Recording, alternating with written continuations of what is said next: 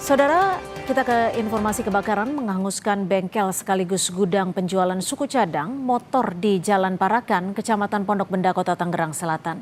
Kencangnya angin membuat api merambat di bangunan sekitarnya.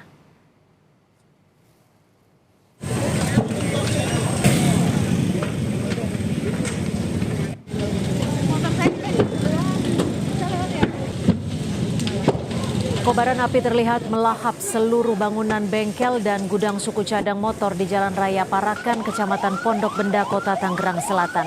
Beberapa kali terdengar suara ledakan dari dalam bangunan yang berasal dari material dan bahan yang mudah terbakar. Para pekerja bengkel yang berhasil keluar tampak panik dan berusaha membawa barang-barang yang bisa diselamatkan. Kencangnya angin membuat api merambat di bangunan sekitarnya. Kebakaran diduga berawal dari korsleting di bagian belakang bengkel.